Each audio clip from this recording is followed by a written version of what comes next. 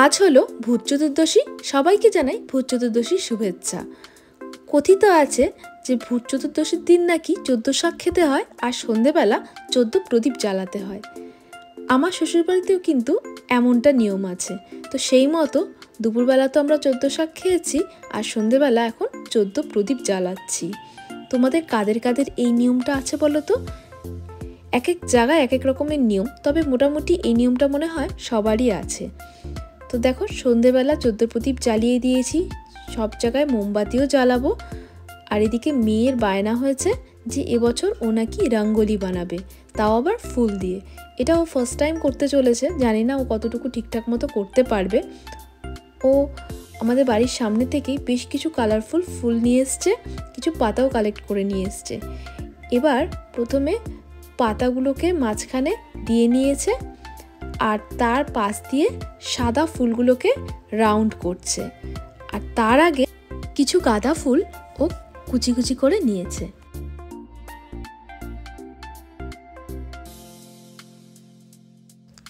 এবার সাদা ফুলের যে রাউন্ডটা ও করেছে তার পরের লাইনে হলুদ পাপড়ির রাউন্ড করছে, যাতে দেখতে বেশ আকর্ষণীয় লাগে।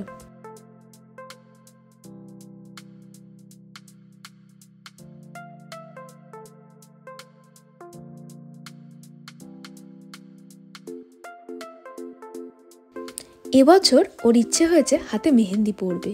যদিও অনেক ছোটবেলা থেকেই এই আবদারটা ও করে, কিন্তু আমি কোনো বছরই ওকে মেহেন্দিটা পরতে দিই না।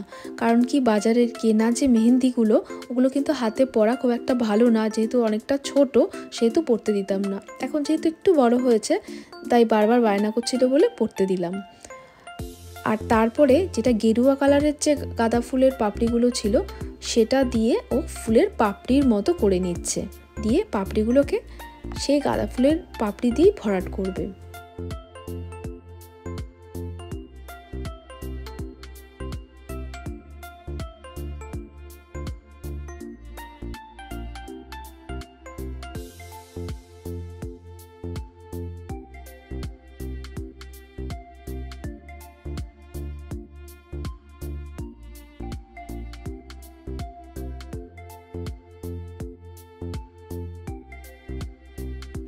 এইভাবে করে সব পাপড়িগুলোকে কমপ্লিট করে নেবে।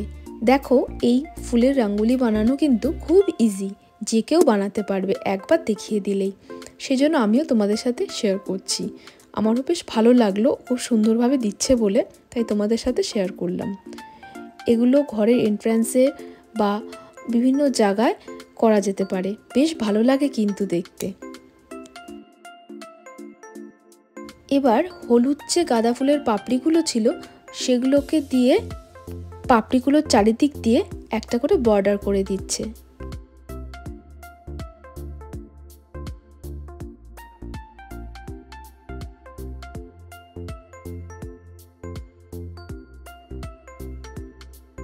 গোলাপের কিছু পাপড়ি ও রেডি করে রেখেছিল, তো সেই পাপড়িগুলোকে রঙ্গোলির ফুলের মাথায় মাথায় একটু একটু করে দিয়ে দিচ্ছে।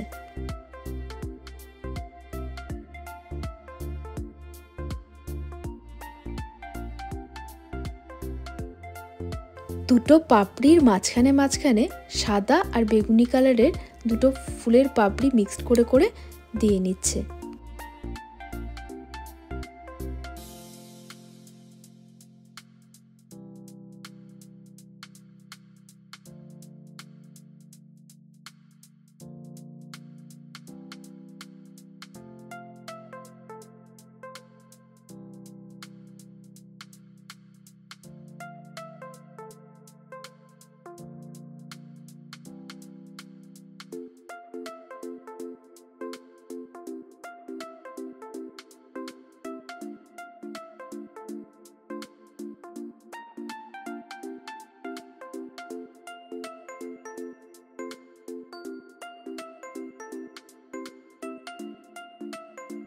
মোটামুটি হয়ে গেছে।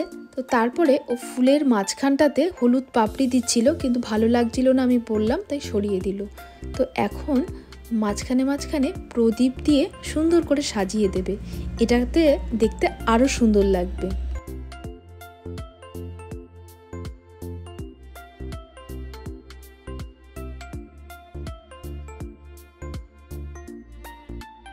দিওয়ালিতে এরমভাবে ঘর সাজালে বেশ সুন্দর লাগে।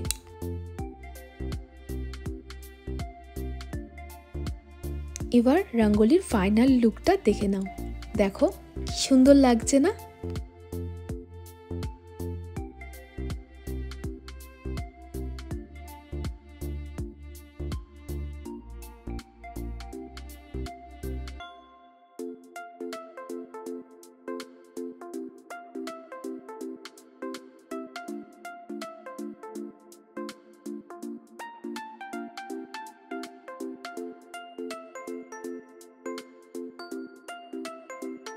রঙ্গোলিটা কমপ্লিট হয়ে যাওয়ার পর ওকে বেশ কয়েকটা ফটোও তুলে দিলাম।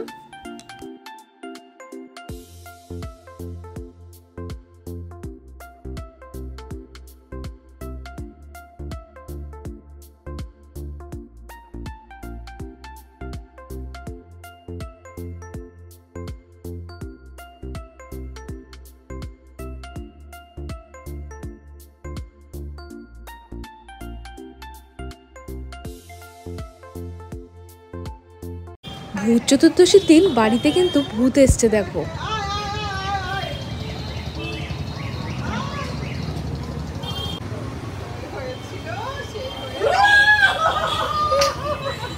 ওই দেখি ভূতটা, দেখি এদিকে আয়, ভূত এদিকে আয়।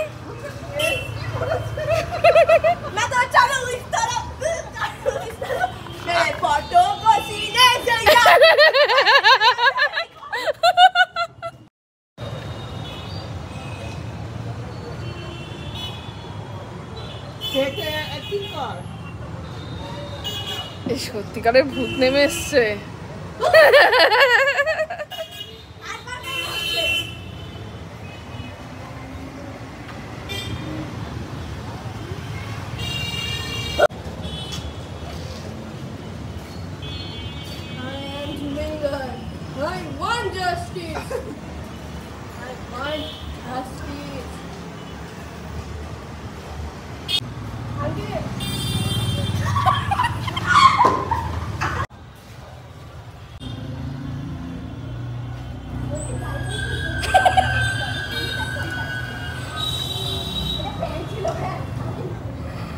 বাড়ির সামনে গাড়ির ভেতরে একজন লোক ছিল, যাকে গিয়ে ও ভয় দেখালো। পাবলিক রিয়াকশনটা কিন্তু বেশ ছিল।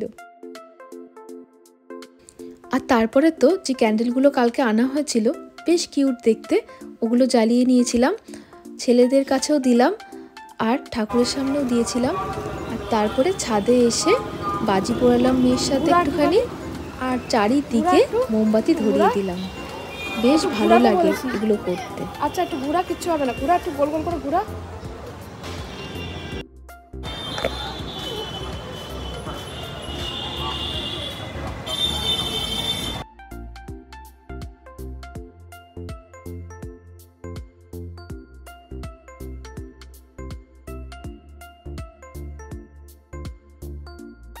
আমি বাজি ফাটাতে খুব ভয় পাই, কিন্তু এই তারাবাজি আমার ফাটাতে বেশ লাগে, সেই জন্য একটু তারাবাজি ধরাচ্ছিলাম। অন্য বাজি তো ফাটাতে পারবো না, তাই।